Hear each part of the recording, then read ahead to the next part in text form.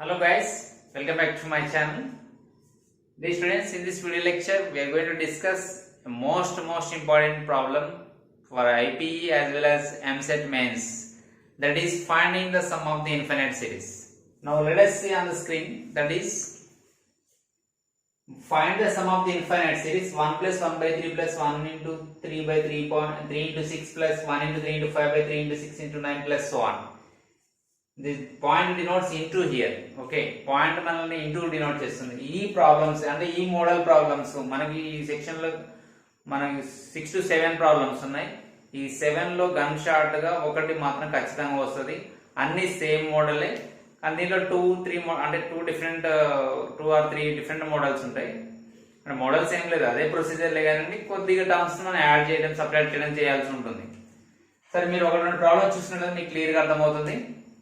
ఓకేనా, ఈ ప్రాబ్లమ్స్ మనకి ఐపీకి 7 మార్క్స్ కి ఇంపార్టెంట్, జేఈఈ మెయిన్స్ కి కూడా 4 మార్క్స్ కి ఇంపార్టెంట్, ఎంసెట్ కి ఆల్సో ఇంపార్టెంట్. ఓకే, మరి ఎట్లా చేయాలి సార్? ఇది చేయాలంటే మనకి రేషనల్ ఇండెక్స్ సంబంధించిన బైనామియల్ ఎక్స్పాన్షన్స్ యొక్క ఫార్ములాస్ మళ్ళీ మనం ఒకసారి రీకాల్ చేసుకోవాల్సి వస్తుంది కదా. మనం ఇంతకుముందు ప్రీవియస్ వీడియో లెక్చర్ లో అవి ఎలా గుర్తుపెట్టుకోవాలో కూడా మనం డిస్కస్ చేసాం. సో అదే మాదిరిగా ఇక్కడ కూడా ఇంతకుముందు ప్రాబ్లమ్స్ ఏంటంటే మనం బైనామియల్ ఇస్తే ఎక్స్పాండ్ ఎలా చేయాలో చూసాం. ఇప్పుడు ఏంటి, ఎక్స్పాన్షన్ ఫామ్ లో ఇచ్చారు, మనం దాన్ని బైనామియల్ లోకి మార్చి సింప్లిఫై చేయాలి. ఎందుకంటే ఇక్కడ అన్ని నెంబర్స్ ఏమన్నా ఎక్స్లు ఏం లేవు. ఓకేనా, సో వెరీ సింపుల్. చూసుకున్నట్లయితే ఇక్కడ మనం ఈ 1 + 1/3 దీన్ని ఎలా రాయొచ్చు అంటే 1 + 1/3 అట్లా ఉంచండి. తర్వాత 1/3 తర్వాత 1 × 3 ఈ 3 × 6 ని 3 × 1 గాను 3 × 2 గాను రాస్తాను. ఓకేనా, ప్లస్ ఇక్కడ డెసిమల్ పాయింట్, ఇక్కడ పాయింట్ ఏం చేస్తుంది, అది డెసిమల్ పాయింట్ కాదు, అది మల్టిప్లికేషన్ డినోట్ చేస్తుంది.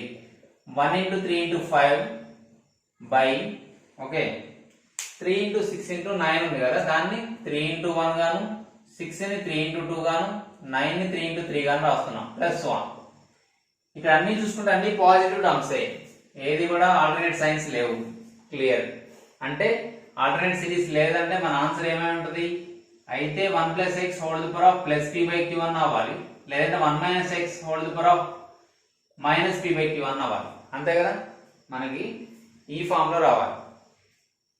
సో చూద్దాం. ఇప్పుడు 1 + 1/3 ని రాస్తున్నాం, 1/1 × 1/3 గాను. ఇక్కడ 1 × 3 ఈ 3 × 3 2 టైమ్స్ ఉంది కాబట్టి నేను దీన్ని 1 × 2 గా రాసి 1/3 హోల్ స్క్వేర్ గా రాస్తున్నాం. అంతే కదా, 3 × 3 అంటే 3 స్క్వేర్, డినామినేటర్ 3 స్క్వేర్ ఉంది, 1/3 హోల్ స్క్వేర్ గా రాశాను. ఇక్కడ చూసుకున్నట్లయితే 1 × 3 × 5 లో న్యూమరేటర్, డినామినేటర్ లో 3 × 3 × 3 అంటే 3³ అంటే 1/3 హోల్ క్యూబ్ ఉంది. ఇంకేం మిగిలినాయి, 1 2 3 మిగిలినాయి. సో 1 × 2 × 3 ఈ ఫ్యాక్టర్స్ మిగిలినాయి అన్నమాట, ప్లస్ సో ఆన్. సో ఈ విధంగా వచ్చింది కదా. ఇప్పుడు చూసుకున్నట్లయితే మరి ఇదే ఫామ్ లో ఉంది సార్. దీన్ని ఇంకా క్లియర్ ఏం రాయొచ్చు అంటే 1 + 1/1 factorial into 1/3 plus 1 × 3/2 factorial into 1/3 whole square plus 1 × 3 × 5 దీన్ని 3 ఫ్యాక్టోరియల్ రాసుకోవచ్చుగా. 3 × 2 × 1 product of 3 consecutive natural numbers 3 factorial రాసుకోవచ్చు మనం, ఇంటూ 1/3 హోల్ క్యూబ్. తెలుసు కదా, 4 ఫ్యాక్టోరియల్ 3 ఫ్యాక్టోరియల్ అంటే 3 × 2 × 1 కదా. సో ఆ విధంగా అనమాట, క్లియర్ కదా.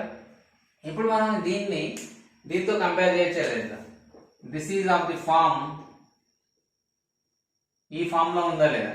ఏ ఫామ్ లో సార్ అంటే 1 + p/1 factorial into x/q okay plus p × p + q/2 factorial into x/q whole square. మనకి ఎక్స్పాన్షన్స్ ఉన్నాయి, వీటి ఎక్స్పాన్షన్స్ మనం రాసుకున్నాం కదా.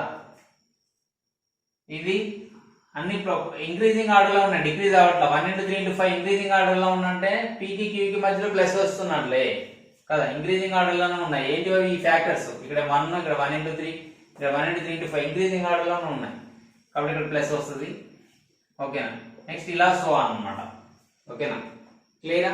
మరి దీని ఫార్ములా ఏంటి సార్, అన్ని టర్మ్స్ పాజిటివ్ ఉన్నాయి, మళ్ళీ p కి q కి మధ్యలో కూడా ప్లస్ ఏ ఉంది కాబట్టి ఆ ఫామ్ ఏమవుతుంది అని చెప్పాను, రెండు కూడా నెగిటివ్ సైన్ ఉన్నప్పుడు ఇది సాధ్యమవుతుంది కదా.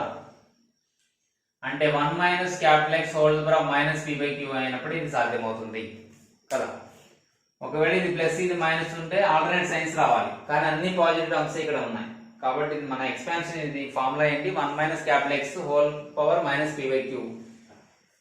సో దీంతో కంపేర్ చేస్తే p ప్లస్ లో ఏముంది, ఇక్కడ 1 ఉంది, ఇది ఇంపార్టెంట్. ఇక్కడ p ఎంత 1, మరి p బదులు 1 ఉంది, ఎక్కడ చూసుకున్నా 1 ఉంది. మరి p ప్లస్ q బదులు ఎంత ఉంది, ఇక్కడ 3 ఉంది. అంటే p1 కాబట్టి ఈ p1 దీంట్లో సబ్స్టిట్యూట్ చేస్తే మనకి what you get q value 3 minus 1 2 వస్తుంది.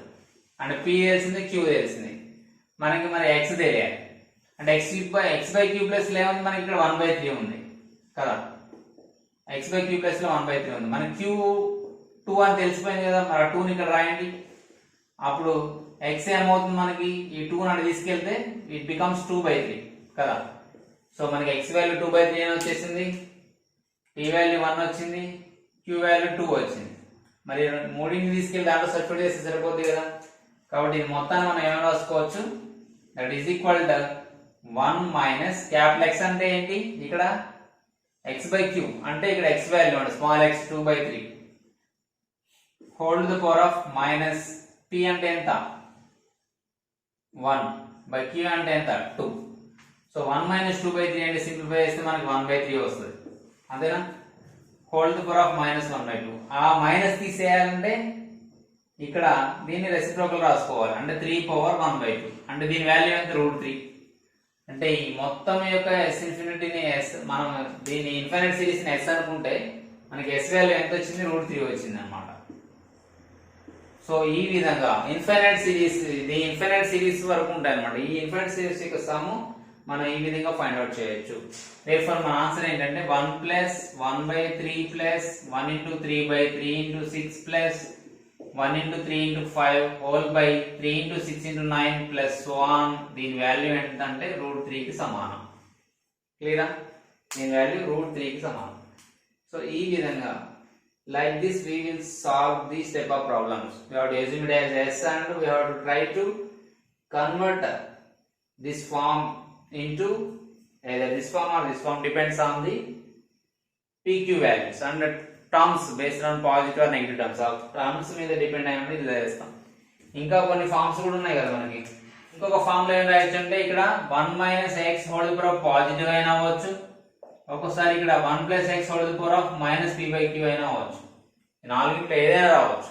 ఓకేనా, అది ఎలా డిసైడ్ చేస్తామంటే ఈ సిరీస్ ప్రకారం డిసైడ్ చేస్తాం. ఎలా గుర్తుపెట్టుకోవాలో కూడా చెప్పాను. ఈ ఇంక్రీజ్ లో ఉన్నాయి కాబట్టి p ప్లస్ q అట్లా వస్తాయి, ఇవి డిక్రీజ్ లో ఉన్నప్పుడు నెగిటివ్ వస్తుంది. క్లియర్ కదా, please make it note. Okay guys, now let us discuss this question number 2.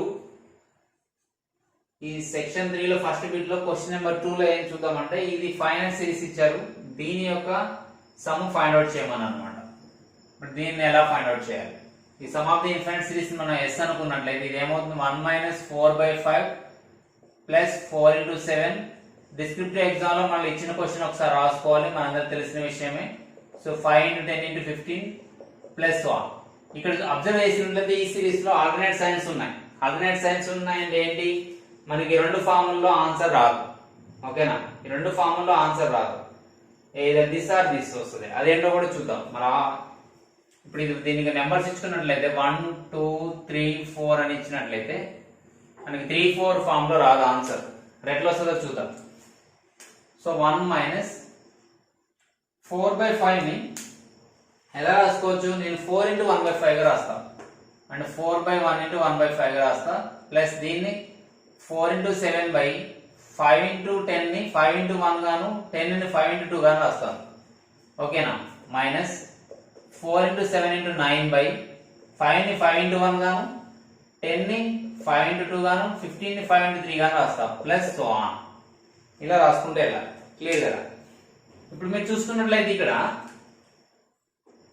మరి అన్నిట్లో 4/5 ఉంది కదా సార్, నేను 4/5 రాసుకుంటానంటే తప్పు. అట్లా ఇక్కడ ఏం చేస్తామంటే 1 మైనస్ 4/1 ఫ్యాక్టరియల్ ఇంటూ 1/5 ప్లస్ ఇక్కడ 4 into 7/1 into 2. ఓకేనా, ఎందుకంటే ప్రధానంలో 4 into 7 వస్తుంది, 4 into 7 into 9. అట్లా కింద ఎన్ని ఫ్యాక్టర్స్ ఉన్నాయో పైన కూడా అన్ని ఫ్యాక్టర్స్ ఉండేట్లు చూసుకోవాలి మనం కదా. So that 4 into 7 by 1 into 2, ఇక్కడేమో 1/5 హోల్ స్క్వేర్ వస్తుంది మైనస్ ఇక్కడ 5 into 5 into 5 5 క్యూబ్ 3 5s ఉన్నాయి కింద factors. So 1/5 whole cube. Numerator లో ఏముంటుంది 4 into 7 into 9 బై డినామినేటర్ లో 1 into 2 into 3 plus so on. అర్థమైంది? ఇక్కడ నేను ఏం చేశానంటే 1/5 మాక్సిమం మన ప్రాబ్లమ్స్ లో అన్నిట్లో కూడా న్యూమరేటర్ 1 ఉంటుంది. వీటిల్లో న్యూమరేటర్ 1 మాక్సిమం ఉంటుంది. ఓకేనా? 99%. సో దీన్ని 1 minus 4/1 into 1/5 రాశాను. దీన్ని 4 into 7 by 1 into 2. ఈ 5 into 5 ని 1/5 హోల్ స్క్వేర్ రాశాను. ఎందుకంటే ఆల్రెడీ 5 into 5 డినామినేటర్ లో ఉన్నాయి కదా. సో 1/5 హోల్ స్క్వేర్ మైనస్ ఇట్లా వచ్చింది. మీరు చూసినట్లయితే ఆల్టర్నేట్ సైన్స్ ఉన్నాయి కాబట్టి మనకి రెండింటి యొక్క డిఫరెంట్ సైన్ ఉండాలి. కాబట్టి రెండింటిలో ఒకటి అవ్వాలి. మరి రెండింటిలో ఏది అవ్వాలి అంటే రేషనల్ ఎక్స్ పాజిటివ్ ఉండాలా నెగిటివ్ ఉండాలా అనేది చూడాలంటే మనం ఇక్కడ ఈ వాల్యూస్ ని అబ్జర్వ్ చేయాలి. న్యూమరేటర్ వాల్యూస్ ని. ఈ న్యూమరేటర్ వాల్యూస్ ని మీరు అబ్జర్వ్ చేసినట్లయితే how these are in increasing order. 4 into 7 అంటే 4 7 కంపేర్ చేస్తే 7 పెద్దదే కదా. 4 7 9 అట్లా ఇంక్రీజింగ్ ఆర్డర్ లో ఉన్నాయి కదా. ఐఎమ్ సారీ ఇక్కడ 10 రాసుకోవాల్సింది నేను 9 రాసుకున్నాను. Question I have considered wrong. ఇది 10. అదే డౌట్ వచ్చింది ఇంక్రీజింగ్ ఆర్డర్ లో ఉన్నాయిలే కానీ ఆర్డర్ కరెక్ట్ గా లేదు. So I got a small doubt so that I have cross checked. ఇది 10. ఓకేనా? క్లియరా? ఇప్పుడు 4 into 7 into 10 1/5 whole cube plus 1. ఇప్పుడు మనం దీన్ని ఏ ఫామ్ లో ఉందని ఇంక్రీజింగ్ ఆర్డర్ లో ఉంది కాబట్టి అది ఏమవ్వాలి? ఖచ్చితంగా అది నెగిటివ్ ఇండెక్స్ అయి ఉండాలి. అదేం ఉండాలి? నెగిటివ్ ఇండెక్స్ అయి ఉండాలి. నెగిటివ్ ఇండెక్స్ అయినప్పుడే p ప్లస్ q వస్తుంది కదా. సో దీన్ని ఏమని రాసుకోవచ్చు అంటే ఇప్పుడు మనం క్లియర్ గా 1 minus 4/1 factorial into 1/5 plus 4 into 4 plus 3 గా రాసుకోవచ్చు కదా 7 ని by 1 into 2 అంటే 1 into 2 ని ఏం రాయొచ్చు 2 ఫ్యాక్టరియల్ రాయొచ్చు కదా. ఇదేం 1 ఈ 1 1 ఫ్యాక్టరియల్ రాశాను 2 into 1 2 ఫ్యాక్టరియల్ రాశాను మైనస్ 4 into 7 ఏం రాయొచ్చు 4 plus 3 10 ఏం రాయొచ్చు 4 plus 2 into 3 గా రాయొచ్చు కదా. 2 3 are 6 plus 4 10 by 3 factorial into 1/5 whole cube plus 1. అంటే ఇది ఇంక్రీజింగ్ ఫంక్షన్ లో ఉంది. అంటే ఇది ఏ ఫామ్ లో ఉంది? ఇది this is of the form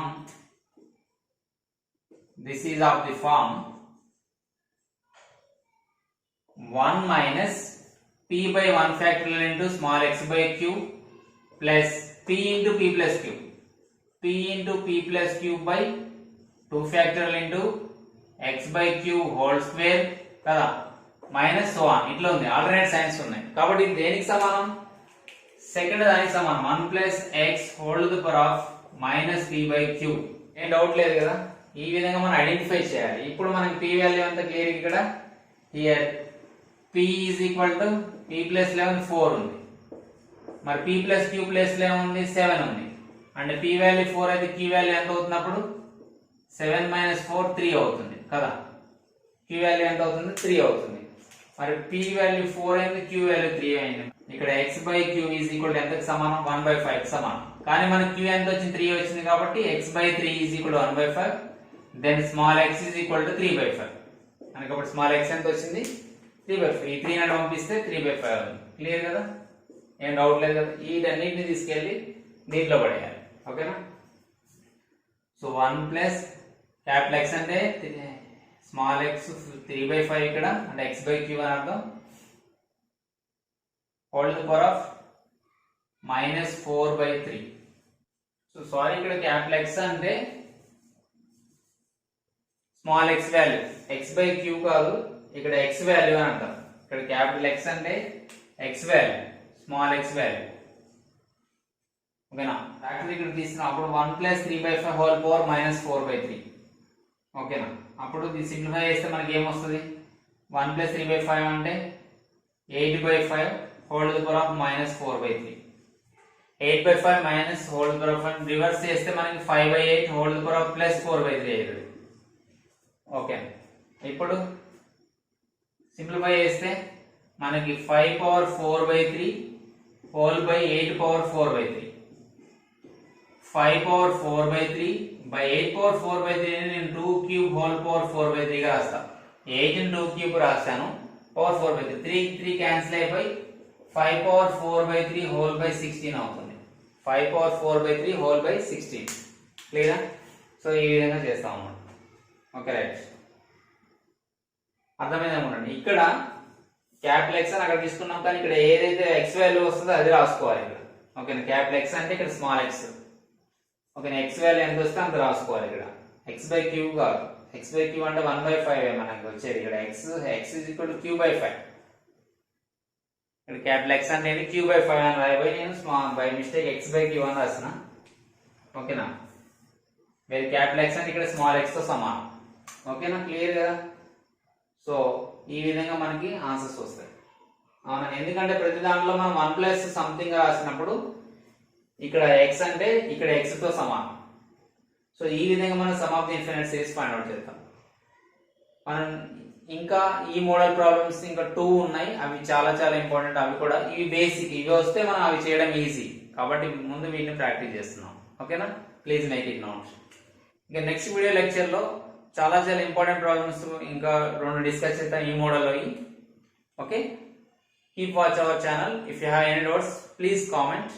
If you like our videos, then also please comment. Thank you.